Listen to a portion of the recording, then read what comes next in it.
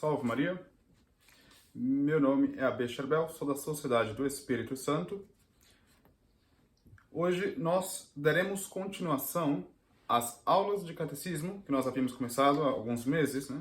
Que por motivos de comunidade, por motivos de compromissos, né, da comunidade, eu tive que dar uma pausa, né? Mas agora espero voltar com um pouco mais de frequência.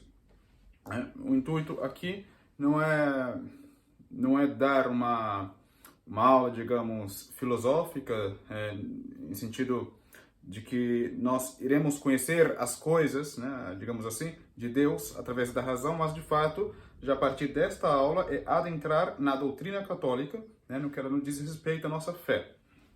Então serão aulas mais simples que as duas anteriores, né, mas que serão aulas que, ao fim deste curso, né, quem as aprende bem poderá, inclusive, receber o batismo com acompanhamento de um religioso, de um sacerdote, etc. Inclusive, eu estou fazendo essas aulas propriamente para algumas pessoas que eu estou acompanhando em São Paulo, né? Mas eu estou aqui um pouco distante. Infelizmente, com a crise da igreja, nós nos viramos do modo que nós podemos nos virar. E às vezes nem sempre é fácil, né? Dado que há tantas divisões, tantas brigas, tanto orgulho no nosso meio, que às vezes atrapalha um pouco no apostolado, né? Mas enfim, eu espero que seja útil para quem for ver, ademais dos meus alunos, né? Dos poucos alunos próprios, né? E que seja de proveito para todos os que estejam vendo, né? E bom, hoje a aula, como diz o título do vídeo, é sobre os atributos de Deus, né? Na primeira aula, nós vimos um pouco, né, do credo, né, rapidamente, vendo somente o título do credo, digamos assim, como nós rezamos, né, e hoje, propriamente, nós iremos adentrar no assunto do credo, ver o significado, a essência, né, do que há por trás de cada artigo do credo, né? Antes de começarmos, vamos pedir a invocação dos santos para que nos ajudem a entender melhor esta aula, né? E que a mim, no meu caso, me ajude a expor melhor, né? A que vocês possam entender, né, a mensagem que eu quero passar, né? Em nome do Pai, do Filho e do Espírito Santo. Amém. Ave Maria, cheia de graça, o Senhor é convosco. Bendita sois vós entre as mulheres e bendito é o fruto do vosso ventre, Jesus. Santa Maria, Mãe de Deus, rogai por nós, pecadores, agora e na hora de nossa morte. Amém. Glória ao Pai, ao Filho e ao Espírito Santo, assim como era no princípio, agora e sempre, e por todos os séculos dos séculos. Amém. Nossa Senhora de Fátima, rogai por nós. Em nome do Pai, do Filho e do Espírito Santo. Amém. É normal que no começo das aulas de catecismo nós tenhamos certas dificuldades para entender alguns significados, né, de algumas palavras, mas isso é muito normal. É do mesmo modo quando nós entramos em uma universidade, né? Lembro-me eu quando eu estava fazendo direito, né? Entrei na universidade e sentei-me ali. No primeiro dia eu não entendi uma só frase completa do que o professor dizia, né? Isso é muito normal. Tentarei simplificar o vocabulário, né, para que aqueles que estejam começando, né, possam adentrar com um pouco mais de propriedade nas aulas de catecismo, né? Para quem ainda não viu as aulas de pré-catecismo, eu as recomendo vivamente que as vejam, porque dá a base, né, da nossa fé. Aqui, de fato, já estamos estudando o que é a fé. As de pré-catecismo, né, que era um pouco de algo de apologética, ali se dá a base, o motivo de estarmos, de crermos na Igreja Católica e de pertencermos à Igreja Católica, né? Como nós estamos fazendo. Apesar das crises, apesar das perseguições, apesar de qualquer coisa, né? E ali explicam também por que é importante e essencial para todo homem, né, possa estar na Igreja Católica. Enfim, na segunda aula, a primeira aula disse que nós vimos o credo, né? E na segunda aula nós vimos um pouco ali das provas da existência de Deus. Então aqui já não vou tratar das provas da existência de Deus, né? Quem quiser ver um pouco sobre sobre esse tema, pode ir na segunda aula, né? Eu falo um pouco disso. Ali sim há um tema mais filosófico, né? Agora tentaremos simplesmente adentrar, né, para o tema completamente. Enfim, né? Então, o primeiro artigo do credo, o que ele nos diz? O primeiro artigo do credo, ele nos diz, creio em Deus Pai, né, Todo-Poderoso, Criador do céu e da terra. Então, nós vamos parar um pouco e estudar exatamente este artigo, né? Creio em Deus Pai, Todo-Poderoso, Criador do céu e da terra. E vocês podem perguntar, mas nisso há tantas coisas para estudar? Sim, só nisso há milhares de coisas para estudar, né? E que nossa inteligência normalmente não logra a estudar todo este artigo, né? Porque se nós temos dificuldades para, às vezes, né, de estudar as ciências naturais e nós a compreendemos, digamos, quase que imperfeitamente, quase todas elas, né? Imagine Deus, que é o criador de todas essas ciências, de todo o mundo, de todo o universo, de nós mesmos, né? Então, nossa inteligência não tem como compreendê-lo. Então, o que nós fazemos aqui é uma tratativa, né, de compreender digamos, o caminho até chegar ao caminho correto, né, que é o caminho da Igreja Católica, o caminho do cristianismo, né, para podermos chegar um dia ao céu, a Deus, que é nossa morada eterna. Nós estamos aqui como uma vida passageira, né? Nós somos como passageiros, nós somos viajantes, né? Bom, quem é Deus? Né? No outro vídeo eu expliquei rapidamente que Deus era puro espírito, né? Que Deus era puro espírito. E essencialmente é isso, Deus é puro espírito, né? E lá no outro vídeo nós tratamos desse tema especificamente de quem é Deus. Então aqui nós trataremos, né, entrando no creio em Deus Pai, Todo-Poderoso, Criador do céu e da terra, né, já nas qualidades de Deus, né? Quais são os atributos e perfeições divinas que devemos crer essencialmente, né? Bom, nós devemos crer, primeiro, que um dos atributos de Deus, né, que ele é imutável, ele não muda, né? Deus, ele é o que é, que também tratei no vídeo anterior, né? Ele, ademais, é onipresente, ou seja, o que quer dizer onipresente é que ele está em todos os lugares, em todos os lugares, né? Tanto no céu, na terra, né? Em nós mesmos, quando nós estamos na vida de graça. E ele é infinitamente sábio, né? Ou seja, ele é onisciente também, né? É onisciente e todo-poderoso, é infinitamente santo e justo, né? Infinitamente bom, é uma característica de Deus, ele é bom, ele não é mau. Misericordioso e clemente, infinitamente verdadeiro e fiel, né? Então nós vamos ter um pouco para analisar cada coisa, né? O que quer dizer essencialmente essas coisas, né? Porque é fácil dizer que ele é isso e aquilo, mas não podemos explicar, né? Bom,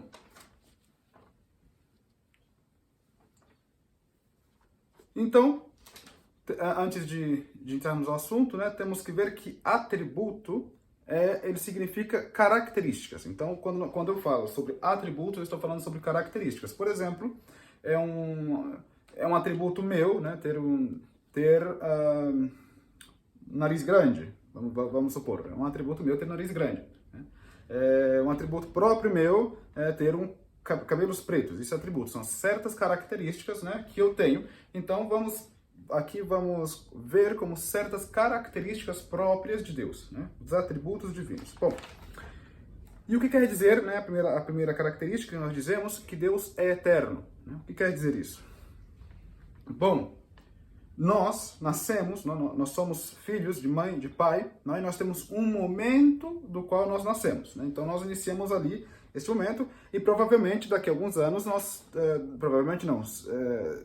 seguramente daqui a alguns anos nós iremos terminar pelo menos na nossa forma material, né? Nós iremos acabar a nossa vida, né? Nós iremos morrer.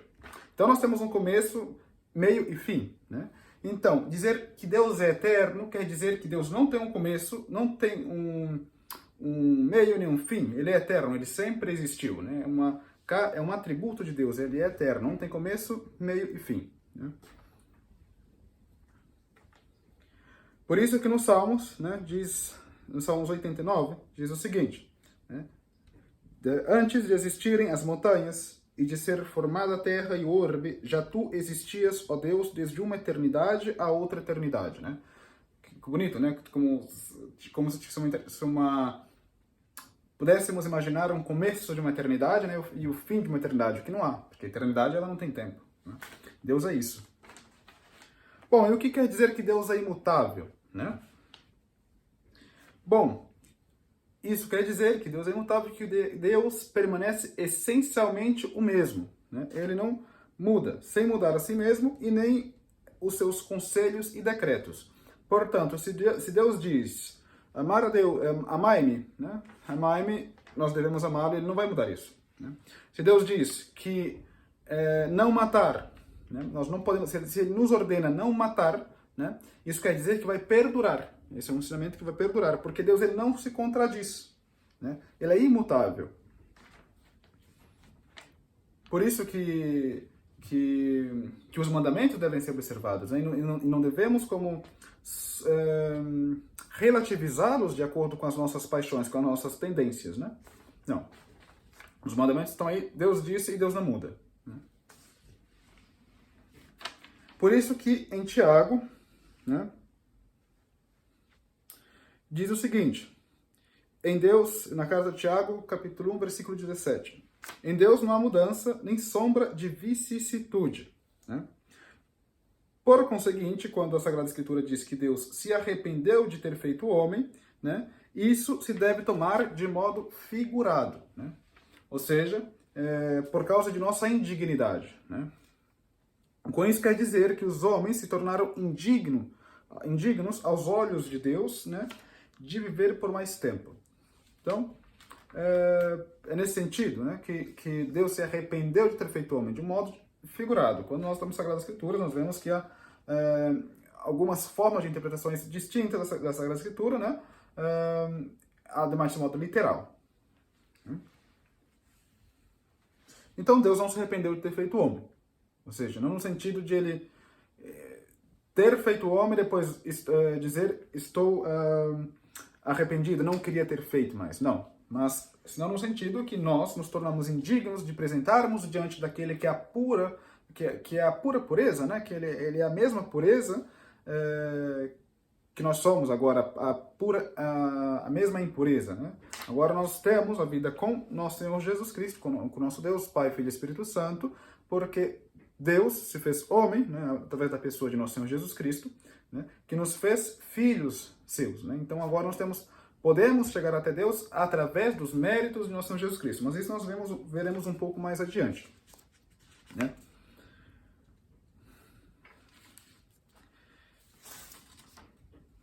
Bom, nós falamos da eternidade, né, e da imutabilidade de Deus, né?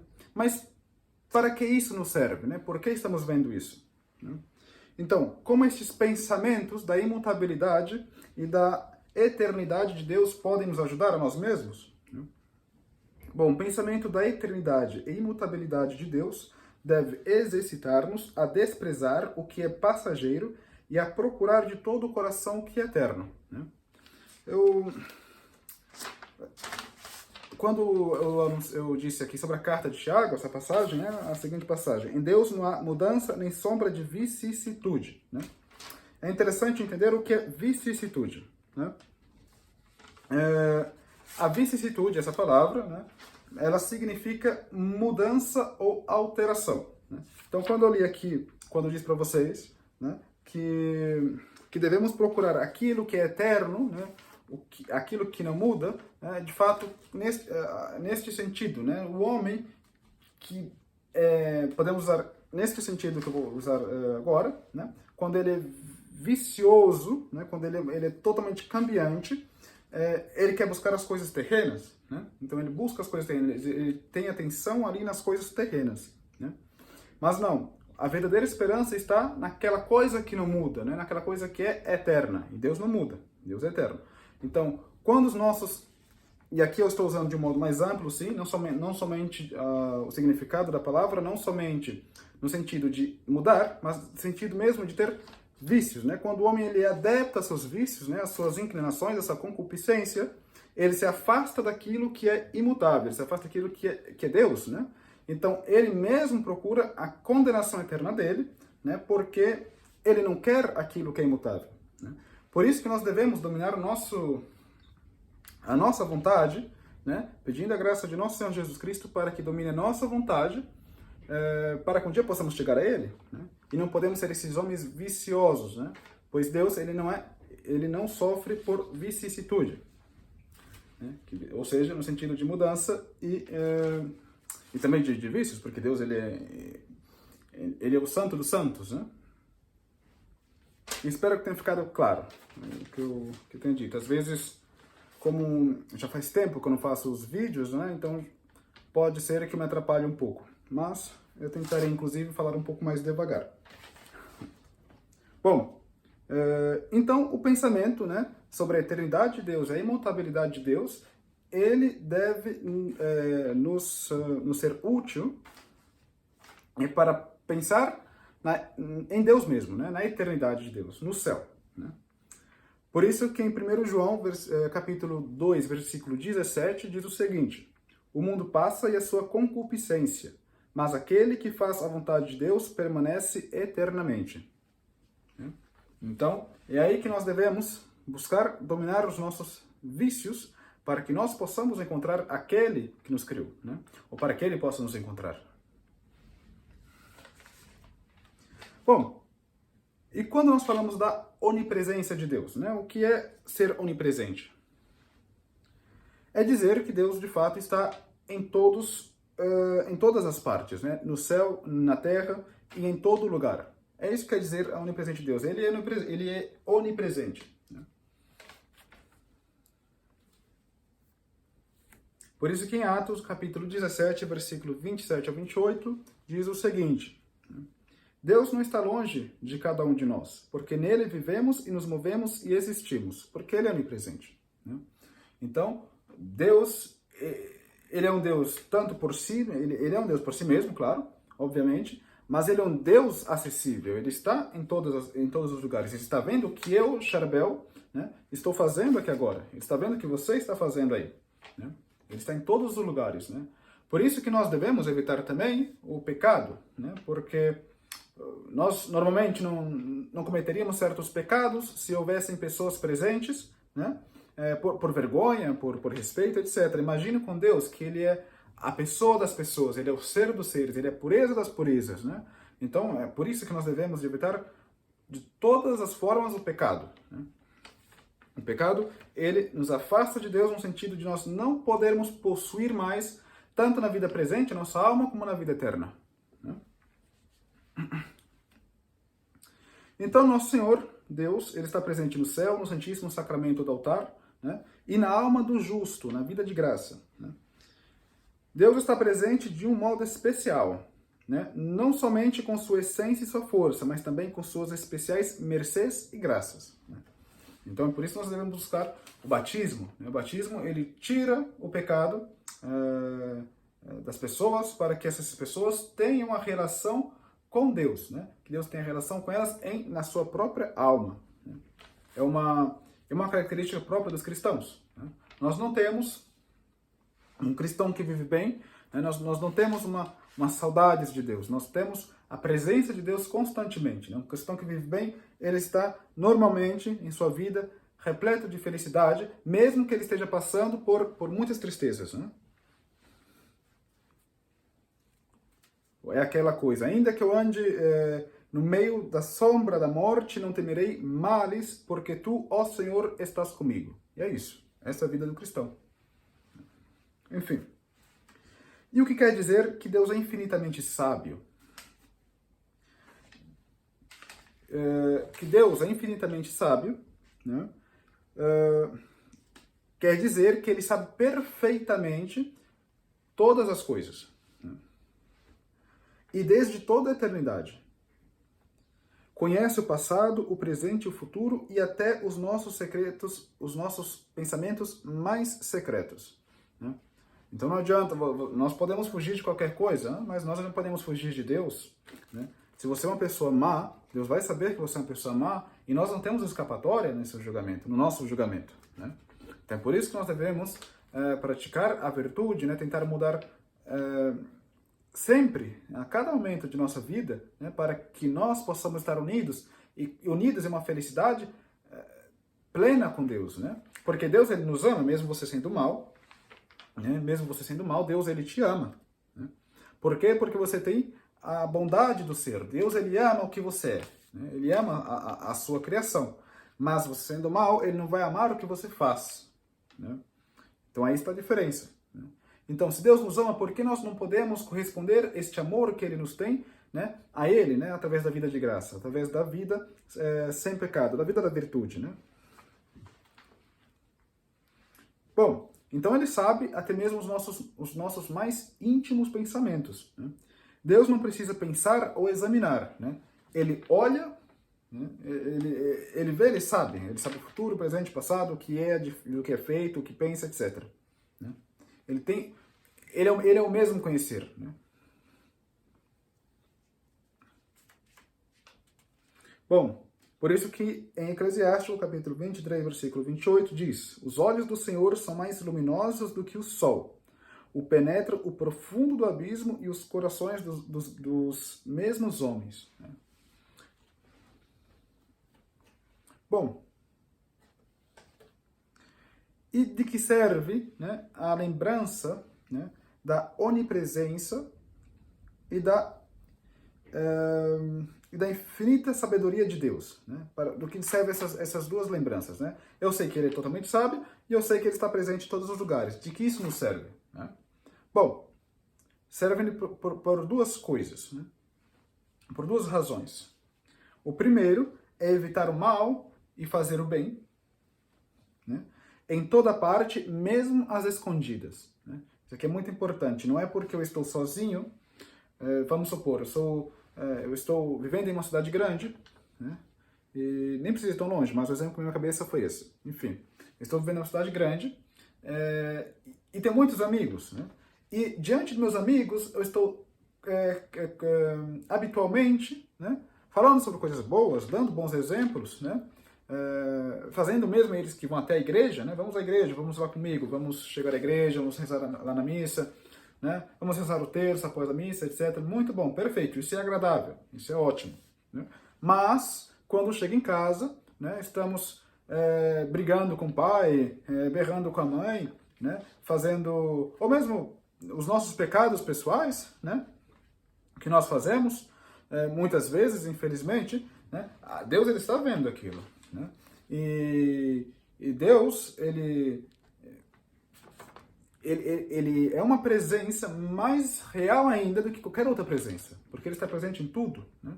Então, é para isso, né, que nos serve saber que Deus ele é onipresente, né? Para temer esta presença de Deus. Ele está presente, ele está te vendo, né?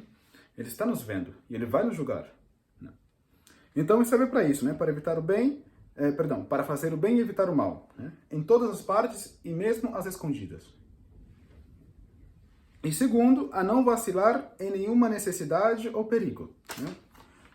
Tem uma vez eu estava no Nordeste do Brasil e eu visitei a casa de uma senhora muito humilde, é uma casa dita de taipa, né? E nessa casa tinha muitos santos, muitas cruzes, muita coisa católica, né?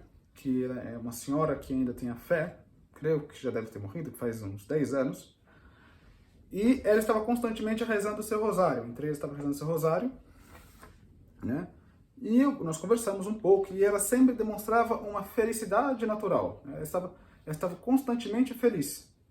E nós olhávamos ali aquela casa, aquela estrutura quase caindo, mas ela estava feliz, né? Ela tinha o seu, como se diz, o seu pote de água ali com a sua canequinha, né, quase que preta e feliz naquela pobreza ali. Então, mesmo que eu esteja neste estado, né, estando com Deus, né, sabendo de sua onipresença, de sua infinita sabedoria, que Deus nos conduz por todas as coisas, né, abandonarmos no colo da divina providência, né, para isso que nos serve saber da onisciência, da sabedoria de Deus, né?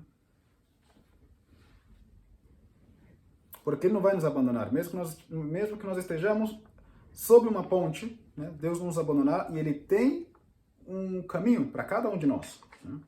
Ele tem um caminho trilhado para cada um de nós. Então, muitas vezes, por exemplo, nós olhamos ali aquelas crianças da África, né? Sempre tem o famoso exemplo. Alguns cristãos na China. E nós nos perguntamos, por que Deus permite isso, né?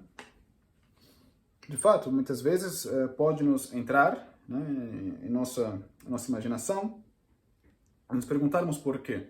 Mas a consolação é saber que Deus, ele é onisciente, né? Ou seja, ele sabe de todas as coisas e deixar que ele conduza, né? Quem sabe na África, né, onde tem muitas crianças morrendo, que talvez Deus esteja salvando todas não, Deus salva todos, obviamente, né, mas não todos aceitam a salvação. Enfim, talvez muitas pessoas estejam indo ao céu, né, mais do que aqui nos Estados Unidos, né, onde as pessoas vivem bem, né, têm o que comer 3 vezes por dia, 4 vezes por dia, tem carro, moto, etc., casas, mansões, né? Talvez ele esteja levando mais pessoas para o céu lá naquele lugar do que aqui. Nós não sabemos. De fato, não sabemos. E Deus, ele sabe o que faz. Então é por isso que nos serve estudar sobre a sabedoria de Deus, né? E sobre a presença de Deus também, que ele é presente e ele é infinitamente sábio. Então é isso, é não vacilar em nenhuma necessidade ou perigo e evitar o mal e fazer o bem. É para isso que nos serve saber, né, sobre esses dois atributos de Deus. Por isso que no livro de Daniel, né, no capítulo 13, versículo 23, diz o seguinte: melhor é para mim cair entre as vossas mãos sem cometer o mal do que pecar na presença do Senhor.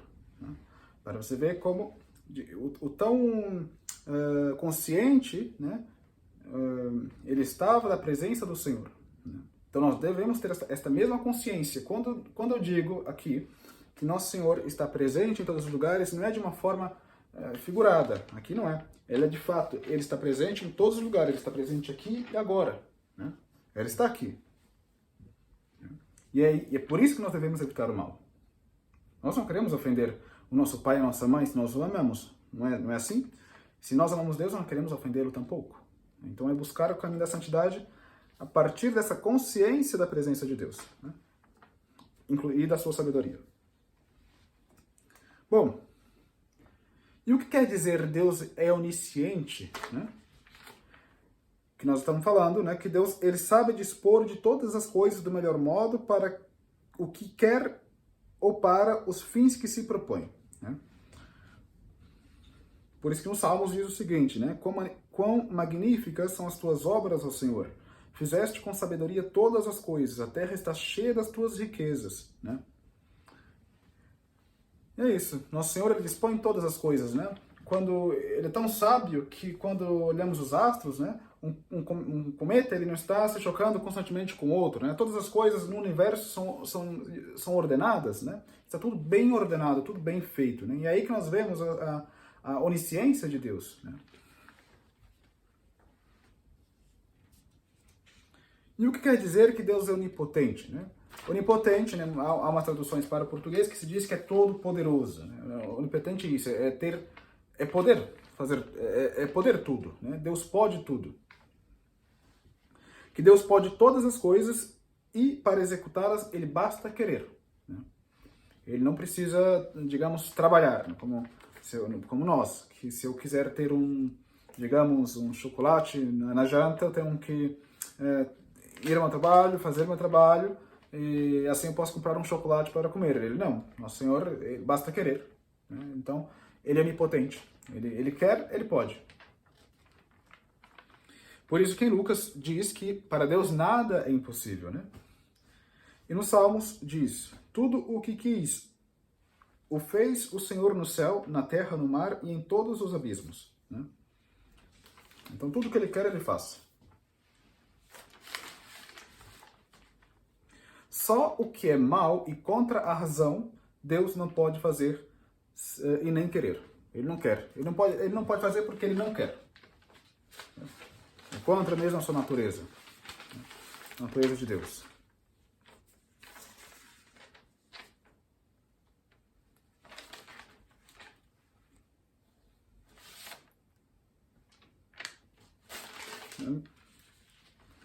E por que nós devemos obedecer, né, a Deus? Por que nós devemos não querer ofendê-lo, né?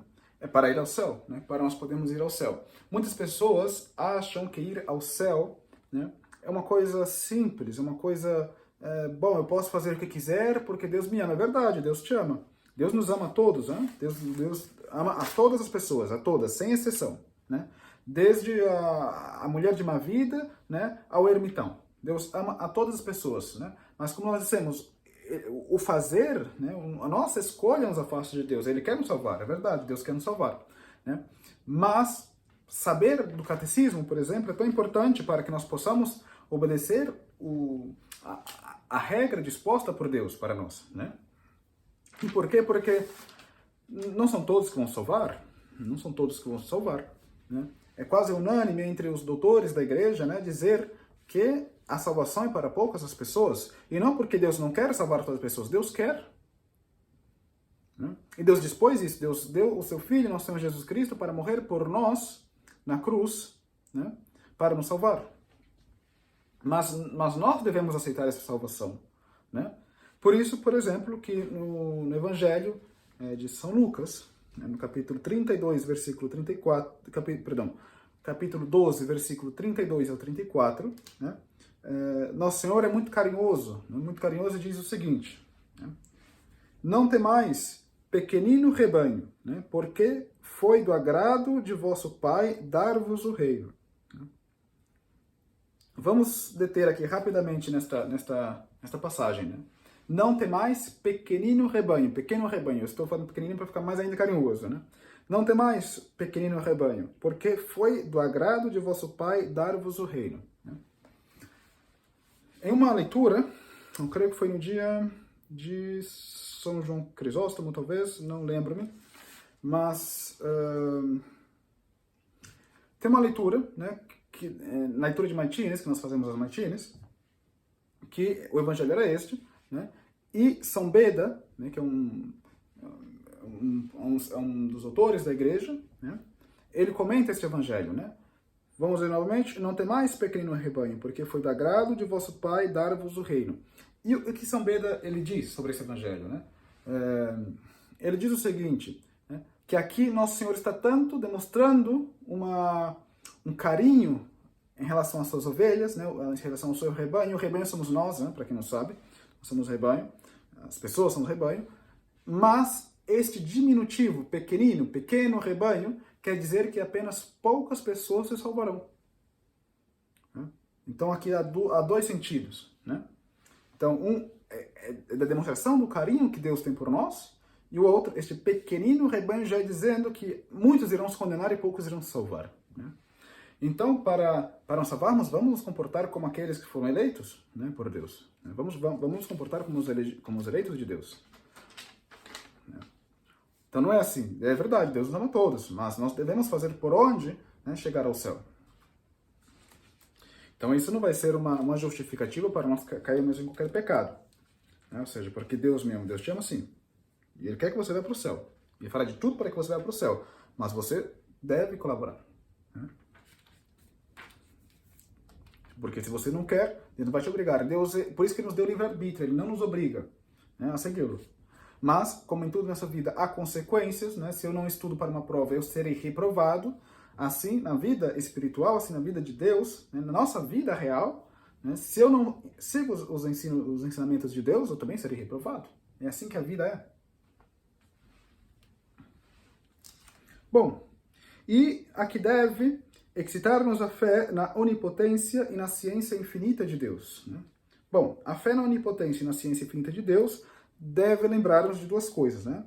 A pôr toda a nossa confiança em Deus, né? E a sempre comprazer-nos nas disposições divinas. Né? O que seria pôr toda a nossa confiança em Deus? É, de fato, você estar na situação que você está agora mesmo e dizer, olha, Senhor, eu entrego ao Senhor a minha vida, né? E eu sou isso, então faça-me de mim o que o Senhor quer. Né? E eu farei minha parte também. E assim nós iremos nos comprazer na disposição divina. Venha o que venha, né, nós estaremos livres para aceitar, né, o que Deus quer para nós.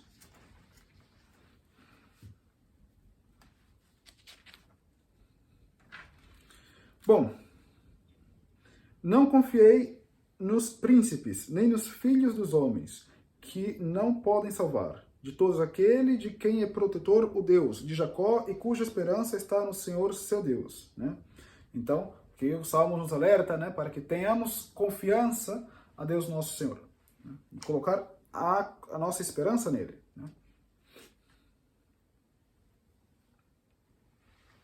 E o que quer dizer Deus é santo? Né? Isso quer dizer que Deus ama e quer somente o bem e aborrece o mal. Isso quer dizer que Deus é santo. Né?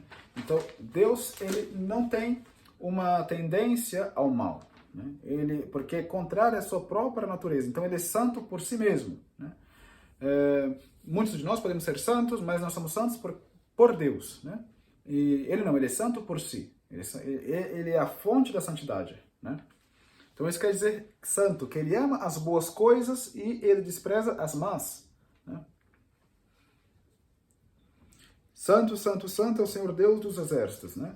Sendo Deus infinitamente santo, ele aborrece até o menor pecado com ódio eterno e infinito. Por isso que nós devemos aborrecer, nós devemos rejeitar, né, até mesmo os pequenos pecados, nossos pequenos defeitos que nós temos, porque Deus ele aborrece isso. Né? Mesmo que esses pecados em si mesmos nos levem ao inferno, nos levem à condenação eterna, né? Nem um pecado mortal, mas são pecados que podem fazer cometer outros pecados que vão nos levar à condenação eterna. Né? Então nós devemos tentar aperfeiçoar, esta é a vida do cristão, né? Tentar aperfeiçoar-se a si mesmo a cada momento, a cada minuto de nossa vida. E o que quer dizer Deus é justo? Né?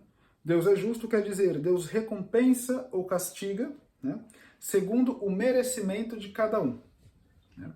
Então aqui nós vemos um pouco que separa da justiça comunista, né, que é dar igualmente aquilo para todos, né? Que todos são iguais. Não é assim, porque nós humanos, nós mesmos nós temos as nossas diferenças naturais, né? Começando pelas diferenças físicas, depois as diferenças morais, né? E cada um nós temos certos merecimentos e certas punições, né? Porque cada um trabalhamos de modo distinto. Nós somos distintos, nós somos únicos. Né?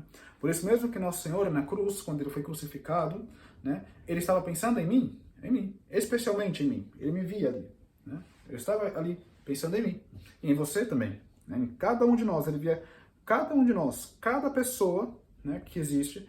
Nosso Senhor estava ali contemplando na cruz. Como é isso possível no Charbel? É possível porque ele é Deus. Né? Não podemos compreender, pelo menos não até o momento. Né? Bom, então ele recompensa os justos e castiga os maus. Nesse sentido ele é justo, né? Ele é justo.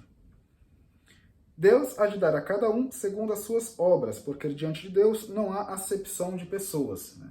Então não acha que você, só porque você é príncipe, né, porque você tem, não sei, você se acha especial. Não? Ele diz, não, eu sou exceção, então eu vou fazer tudo que eu quero porque é bom. Né? Eu sei que no fim vai dar tudo certo. Não é exatamente assim, né? Nós devemos fazer por onde. Né? No fim dará tudo certo, se nós fazermos por onde dar. Senão não vai dar. Né? Nós, de fato, devemos colaborar com a graça de Deus, com Deus mesmo. Por isso que Deus castigou Sodoma, né? Gomorra. Por isso que Deus mandou o dilúvio, né? Porque merecia-se, né? Em cada situação no que se deu. Mas somente na eternidade nós encontraremos a recompensa perfeita, né? Aqui na Terra devemos crer na justiça de Deus. Na eternidade, vê-la-emos e experimentaremos os seus efeitos. Né? Mesmo assim, já nesta vida, não há ímpio que seja verdadeiramente feliz. Né? E não há justo que seja verdadeiramente infeliz. Exato. Né? Então, o ímpio mesmo, por mais riquezas que ele tenha, por mais vida boa de festas e etc. que ele tenha, ele tem algo ali que o faz ser triste, né? E este algo que tem ali é a falta de Deus em sua alma. Enquanto o justo, mesmo que ele passe pelos vales das sombras, né, ele estará ainda assim feliz, porque ele tem a Nosso Senhor. Ele tem o ser dos seres, né, com ele. Ele tem a felicidade das felicidades. Bom, e para que nos serve, né, este pensamento na santidade e na justiça de Deus? Né? Bom, o pensamento na santidade e na justiça de Deus, eles nos servem para santificar-nos cada dia mais. Né? Claro, porque se Deus é santo, né, eu quero estar com ele, então eu quero imitá-lo, né, para que eu possa chegar a ele um dia. E, segundo, para evitar com diligência tudo o que ofende a Deus. Então, mesmo que sejam coisas leves, nós evitaremos justamente porque ofende a Deus, né? Por exemplo, se nós temos um amigo, né, que constantemente ele está dizendo para você que você tem a orelha grande, digamos, né? Bom, talvez isso não seja ofensivo, né, diretamente para você, mas nós nos sentimos incomodados, né, de certa forma. É claro. Então, mesmo que não seja um pecado grave, há o pecado venial, né, que ofende infinitamente a Deus, porque Deus é infinito, Deus é eterno, né? Então, não façamos com os demais o que nós não queremos o que façam conosco, né? E Deus, ele é o ser dos seres, né? Imagine com ele, então. Bom, e o que quer dizer Deus é bom, né? Deus é bom quer dizer que Deus é cheio de amor para com as criaturas e lhes dispensa inúmeros benefícios. Por isso que em 1 João diz que Deus é caridade, né? Deus caritas est. E Deus amou de tal modo o mundo que lhe deu o seu Filho unigênito para que todo o que crê nele não pereça, mas tenha a vida eterna, né? Para vermos que Deus amou tanto o mundo, né, que ele mandou o seu próprio Filho ser crucificado ali, né? Ser flagelado, coroado de espinhos, né? Então ele é infinitamente bom e cheio de amor para com as suas criaturas, que somos nós, e toda a sua criação.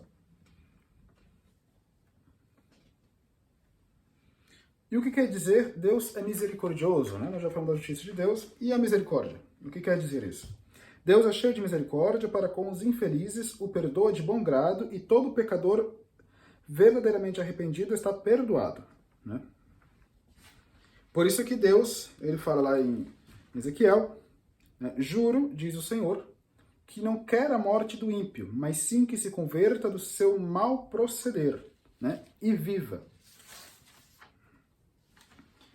Então Deus, ele não quer a morte da mulher de uma vida, né? Nós não somos ninguém para ir naquela mulher de uma vida e dizer, olha, você está condenada já ao inferno. Não, Deus, ele quer que aquela mulher de uma vida se converta e viva, né? Então, muitos de nós, às vezes, temos certa tendência, né, de quando estamos na vida espiritual, numa boa vida espiritual, nós apontamos o dedo para cada pessoa e dizemos, olha, você é um infeliz, você é aquilo, né? E isso mostra simplesmente que nós, de alguma forma, estamos faltando a caridade, né?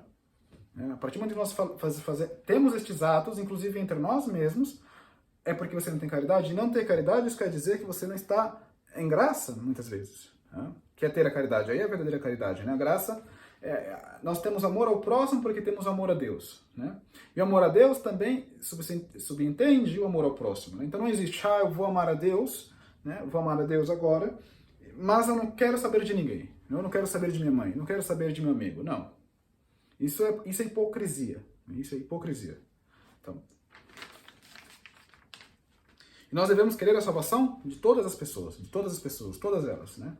Se temos uma graça especial de sabermos como ir até esta pessoa, de mostrar ao Nosso Senhor ela, façamos-lo, e façamos-lo do modo que Deus quer, né? Não do modo que os homens pensam que seja correto, não. Mas se Deus quer que você faça algo, você faz, né? E nós fazemos, devemos obedecer a Deus em tudo, né? Em tudo. Sempre com a prudência, sempre praticando as virtudes. Bom, e o que devemos fazer por Deus ter usado conosco de tanta bondade e misericórdia? Primeiro, nós devemos ser agradecidos, né, a Deus e amá-lo de todo o coração, né? Então, Ele que nos dá tanta misericórdia, tanta oportunidade para que nós sejamos perdoados, nós devemos amá-lo, né? Amá-lo de todo o coração. E pedir perdão por nossos pecados com toda a nossa confiança, né? Cheios de confiança. Nós, portanto, amemos a Deus porque Deus nos amou primeiro, diz em 1 João, né? E em Lucas, levantar-me-ei e irei ter com meu Pai. E o que quer dizer, nós dissemos no começo, que Deus é longânime. O que quer dizer a longanimidade? Né? Bom, que Deus é longânime quer dizer Deus com frequência espera largo tempo ao pecador antes de o punir para dar-lhe tempo à penitência. Né? Então Deus, né, que é longânime, ele espera o pecador se arrepender. Né? Ele espera longo tempo, largo tempo. Né? Muitos até mesmo até o final da vida, muitos se arrependem até mesmo no final da vida. Né? Mas quem garante que nós receberemos esta graça no final da vida? Então, nós devemos buscar se arrepender o mais rápido possível, né? Durante a nossa vida, para que nós possamos viver com Deus. A vida com Deus é uma vida de liberdade, né? Não é uma vida de prisão, não é uma vida de triste, pelo contrário, é uma vida de liberdade. Né? Uma vida de liberdade. Por isso que as pessoas hoje estão muito depressivas, muito tristes, né? Porque não encontram mais a vida com Deus. Né? Então, nos falta isso, nos falta o mais importante, o essencial na nossa vida, né? Que é ter a vida com Deus. Então ele espera a conversão do pecador, né? até o fim da sua vida. Né? O Senhor é compassivo e misericordioso, paciente de muita misericórdia. Né? Porém, a longanimidade de Deus não nos deve servir de pretexto para perseverarmos na impenitência. Né? Por isso que nos Salmos diz: se hoje ouvirdes a sua voz, não queirais endurecer os vossos corações. Se você está ouvindo a voz de Deus, né, converta-se, é agora a hora. Não é amanhã. Né? Não é depois, bom, Deus me chamou hoje, mas eu vou semana que vem para a missa. Não vou amanhã. Não, se Deus está chamando hoje, converta-se. Né? Se hoje ouvirdes a sua voz, não queirais endurecer os vossos corações. É isso. Bom, e o que quer dizer Deus é veraz? Né? Deus é veraz quer dizer Deus somente revela verdades. Né? Então ele não nos pode dizer mentiras. Porque não se pode enganar e nem pode enganar-nos. Ele não se engana a si mesmo e nem nos engana. Né? Por isso que ele é veraz. Por isso que em Números diz que Deus não é como o homem que é capaz de mentir. Por isso que nós dizemos que a veracidade de Deus ele é o fundamento de nossa fé. Né? É o fundamento de nossa fé. E como essa veracidade é infinita, nossa fé é igualmente incontestável. Né? E o que quer dizer Deus é fiel? Né? Deus é fiel. Né? Não é no Brasil, né, tem muitas aquelas frases que se colocam atrás dos carros, né? Deus é fiel. Né? Como se posso fazer tudo que Deus é fiel. Não é assim. Olha, Deus é fiel quer dizer, né? Deus mantém as suas promessas e ele executa as suas ameaças. Isso quer dizer que Deus é fiel. Né? Então, se ele diz que quem morre em pecado irá ser condenado, ele vai manter-se fiel à sua promessa. Né? Ou se quem segue seus caminhos, né, chegará até ele vai manter-se fiel às suas promessas, porque Deus é misericordioso e bom. E ele não é capaz de mentir. Por isso que em Mateus diz, né, em Mateus capítulo 24, versículo 35, né, o céu e a terra passarão, mas as minhas palavras não passarão. E é isso. Então, a fidelidade de Deus é o motivo principal para a esperança católica, cristã. E o que nos obrigam, né, o que nos obrigam a veracidade e a fidelidade de Deus? Nos obriga a duas coisas: a crer com firmeza inquebrantável, né, na palavra de Deus, e segundo, a fiar-nos constantemente nas suas divinas promessas e a temer seriamente suas ameaças. Né? Então nós devemos pensar tanto na misericórdia e na bondade de Deus, né, quanto naquilo que ele disse que se nós não obedecermos, iremos pagar. Né? Porque é assim que as coisas são definidas, são feitas. Bom, como chegamos ao conhecimento de Deus e de suas divinas perfeições se não podemos ver? Né? Deus mesmo deu-se a conhecer aos homens por diferentes maneiras. Né? Pela criação e governo do mundo visível, que ele criou e governa sem cessar, pois ninguém pode razoavelmente pensar que este mundo se fez a si mesmo ou que dele mesmo nasce a ordem que nele reina. Né? Isso está explicado no vídeo anterior, do Catecismo. Né? Então, Do nada não sai nada, né? Então, este mundo deve sair de algo, né? Então, veja o vídeo anterior, caso não tenha visto. Muito importante, né? E tente compreender, que é mais importante ainda, né? E pela voz da consciência, né, que nos exorta e que temamos ao juiz invisível que castiga o mal e esperemos nele, pois recompensa o bem. E, especialmente, nós conhecemos Deus pela revelação sobrenatural, né? Então, todo ali no Antigo Testamento, ali com a revelação aos santos patriarcas, né, Deus se revelou. Ali mesmo para Adão ele se revelou, né? Já temos toda uma tradição antiga que vem desde Adão, né? Se revelou ali. Depois de se revelando cada vez mais na história, em todo o período da história, ele está constantemente se revelando, né? Seja através dos milagres, através dele mesmo, sua pessoa, né? Como veio com o nosso Senhor Jesus Cristo, né? Então ele está constantemente se revelando. Então, não há um motivo de não acreditarmos em Deus a não ser a nossa própria concupiscência, nossas próprias paixões, para seguir nossas próprias paixões, né?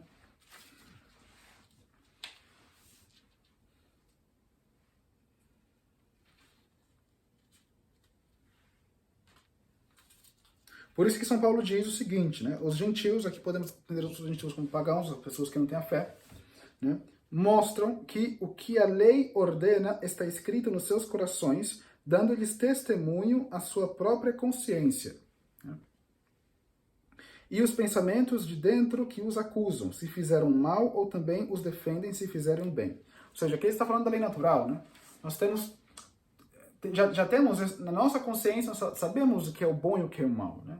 Então, ali já é uma fonte de Deus, né? Toda a consciência do homem, né? Tem essa fonte que é em Deus. E por que dizemos, creio em Deus Pai Todo-Poderoso, né? Dizemos que Deus Pai é poderoso porque Deus é nosso Pai Celestial e invisível, né? E porque em Deus há mais pessoas, das quais a primeira é o Pai, né? E quando nós dizemos que em Deus há mais pessoas, né, com o primeiro Pai, o que isso quer dizer? Quer dizer que em Deus há 3 pessoas, Pai, Filho e Espírito Santo, né? Como assim? Como há 3 pessoas? Pai, Filho e Espírito Santo? Bom, nós sabemos que em Mateus, nosso Senhor disse, né? E depois ensinai todas as gentes, batizando-as em nome do Pai, do Filho e do Espírito Santo, né? Ali no batismo de Jesus, manifestaram-se distintamente as 3 pessoas divinas. Deus Pai falava ao alto do céu, né? Deus Filho era batizado e Deus Espírito Santo aparecia em forma de pomba. Então nós sabemos que Deus é Pai, Filho e Espírito Santo porque Ele mesmo nos revelou assim, né?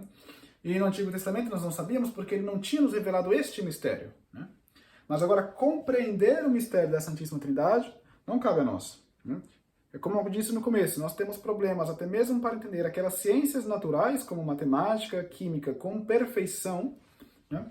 Imagine compreender o mistério da Santíssima Trindade, né? Que é o mistério daquele que criou todas as coisas, todas as ciências, né? É a ciência das ciências. Bom, e cada uma das 3 pessoas divinas é verdadeira Deus? Sim. O Pai é verdadeiro Deus, o Filho é verdadeiro Deus, o Espírito Santo é verdadeiro Deus. Entretanto, essas 3 pessoas são um só Deus. Então não são 3 deuses, é um só Deus, né? E 3 pessoas. E por que essas 3 pessoas são um só Deus, né? As 3 pessoas divinas são um só Deus porque todas têm uma só e a mesma natureza divina. Todas elas são Deus, é Deus, né? E tem alguma pessoa mais antiga e mais poderosa que a outra? Será que é a pessoa do Pai mais poderosa que a do Filho? Ou a do Espírito Santo mais poderosa que o Pai? O Catecismo diz que não, que todas as 3 pessoas, né, são eternas e todas 3 igualmente poderosas, né? Boas e perfeitas porque todas 3 são um só Deus. Não há, pois, nenhuma distinção entre Pai, Filho e Espírito Santo? Entre o Pai, o Filho e o Espírito Santo há uma distinção, segundo as pessoas, né? A qual consiste em que o Pai não é gerado, né? O Filho é gerado pelo Pai, né? E o Espírito Santo procede do Pai e do Filho. Essas são as diferenças entre as 6 pessoas. Aqui o Catecismo diz algo muito bonito, né? Deus Pai, contemplando-se a si mesmo com seu entendimento e conhecendo-se perfeitamente, gera uma imagem absolutamente igual a si, comunicando-lhe totalmente a sua própria essência sem mudança de si mesmo. Esta imagem é a figura essencial do Pai, o verdadeiro Filho de Deus. E como Deus jamais esteve sem conhecer a si mesmo, assim jamais esteve sem gerar a seu Filho. Logo, este ato de geração é eterno, né? Podemos ainda considerar o Filho Divino como expressão ou um falar espiritual do Pai. É por isso que a Sagrada Escritura também o chama de sabedoria eterna, o Verbo do Pai. O Espírito Santo procede do Pai e do Filho, porém não é gerado como a segunda pessoa, mas procede por expiração ou amor, spiratio. Por isso é chamado Espírito Santo, Spiritus, sopro, né? Ou ainda amor eterno. Bom, o mistério da Santíssima Trindade não é um mistério que se entende, né? É um mistério que nós sabemos que existe, né? E está aí. Pai, Deus é Pai, Filho é Espírito Santo. E devemos aceitar. Muitas coisas nós devemos aceitar, né, sem compreendê-las totalmente. Né? Não só na fé, na nossa vida, né, nos nossos atos de cada dia. Né? Quando nós somos crianças, nós devemos aceitar algumas ordens da mãe, né, porque é a mãe. Né? E nós acreditamos, se ela nos diz para não chegar perto do fogo porque o fogo queima, nós não vamos no fogo e colocamos nossa mão no fogo. Nós simplesmente obedecemos a nossa mãe porque ela diz que o fogo não queima. Né? E de fato, porque ela diz que o fogo queima, né? E de fato o fogo queima. Se nós formos lá colocar a mão, nós vemos isso, né? Então, muitas coisas, né, nos são dadas para aceitar. Né? Por isso que a prática da humildade é importante. Bom, que obras se atribuem especialmente a cada uma das três pessoas divinas? Né? Atribui-se especialmente a Deus Pai a criação, a Deus Filho a redenção e a Deus Espírito Santo a santificação, né? Embora sejam obras comuns às três pessoas. Né? E como se chama esse mistério das três pessoas em um só Deus? Né? Este mistério das três pessoas em um só Deus chama-se mistério da Santíssima Trindade. Então é um nome que nós devemos já memorizar. É o mistério da Santíssima Trindade. O mistério em que Deus Pai, Deus Filho e Espírito Santo é um só Deus. E nós podemos compreender este mistério? É impossível a nosso débil entendimento compreender este mistério. Então, é aceitar. Muitas coisas nós aceitamos. Bom, então eu parei por aqui. Já estamos quase com 1 hora de aula. E eu espero começar a ter essas aulas com mais frequência para podermos publicar todas as, creio que por volta de 30 aulas, né, que nós faremos. Para podermos dar início a outros temas, né? Temas que abarcam a religião, né? A religião católica, né? Como o anticristo, como certos aspectos da teologia da crise da igreja, né? Que é muito importante saber também. Então, salve Maria e até a próxima!